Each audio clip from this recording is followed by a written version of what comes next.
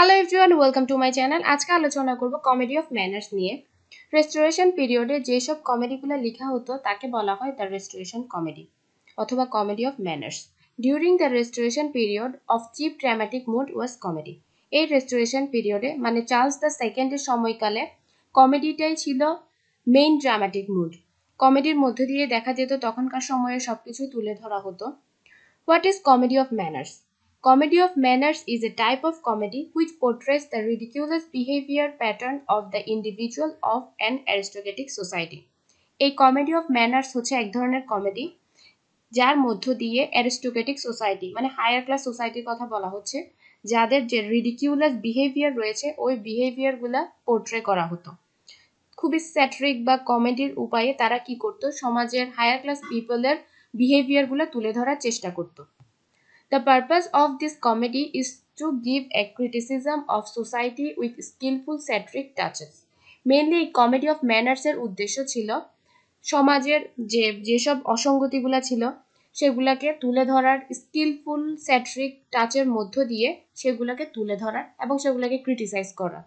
The comedy of manners always seeks to give a real picture of one section of contemporary life. Comedy of ম্যানার্সের সবসময় তারা চাইতো কি সমাজের একটা আসল চিত্র তুলে ধরতে তখনকার সময়ে হায়ার ক্লাস পিপলের। এই কমেডি অফ ম্যানার্সের ফিচারটা কি?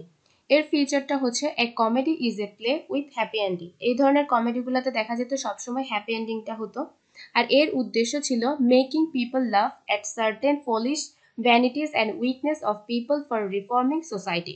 তারা চাইতো মানুষকে হাসানোর মধ্য দিয়ে যে সোসাইটির যেসব হায়ার ক্লাস পিপল ছিল তাদের যে ফলিশনেস, ভ্যানিটি, উইকনেস রয়েছে সেগুলোকে তুলে ধরতে এবং সোসাইটিকে রিফর্ম করার চেষ্টা করত তাদের এই কমেডির মধ্য দিয়ে।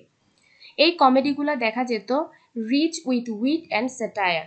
স্যাটায়ার এবং উইটের দিক থেকে খুবই রিচ থাকতো, gives the image of the time, এবং তৎকালীন সমাজের যে পিকচার রয়েছে ওই জিনিসটা সকলের সামনে তুলে ধরতো। The heroine is more important and interesting than the hero in the comedy of manners. এই কমেডি অফ ম্যানার্সে দেখা যেত হিরোইনদেরকে অনেক বেশি ইম্পর্টেন্ট দেওয়া হতো এবং তারা খুবই ইন্টারেস্টিং হতো হিরোদের তুলনায়। Both hero and heroine are well dressed. তারা কিন্তু খুবই ওয়েল ড্রেসড থাকতো এবং সেলফ পজেসড অ্যান্ড উইটি। তাদের বিহেভিয়ারগুলো সেলফ পজেসড থাকতো এবং উইটি বিহেভিয়ার করতো। এছাড়া one feature of the restoration comedy which has been open criticised and almost as open defended is it's immortality. মানে সবচাইতে বেশি ক্যারেক্টারটা যেটা বেশি ক্রিটিসাইজড হয়েছে সেটা হচ্ছে ইমর্টালিটিটা। The genre held a mirror to the high society of the restoration age. Mainly এই কমেডি অফ ম্যানার্স আমাদেরকে কি করে, তখনকার সময়ের হাই সোসাইটির পিপলের একটা মিরর আমাদের সামনে তুলে ধরে।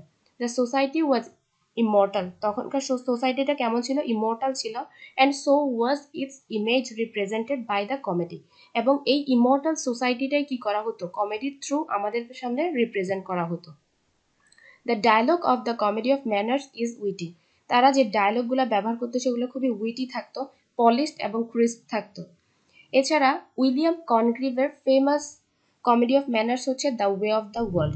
এখানের মধ্য দিয়ে তিনি হাই সোসাইটিকে বিভিন্নভাবে ক্রিটিসাইজ করেছেন, যে মহিলাদের বা হাই সোসাইটি যে ধরনের ভ্যানিটি তারা নিয়ে ঘুরে বেড়ায় এসব কিছু তিনি এখানে তুলে ধরেছেন। And it was the best comedy of manners.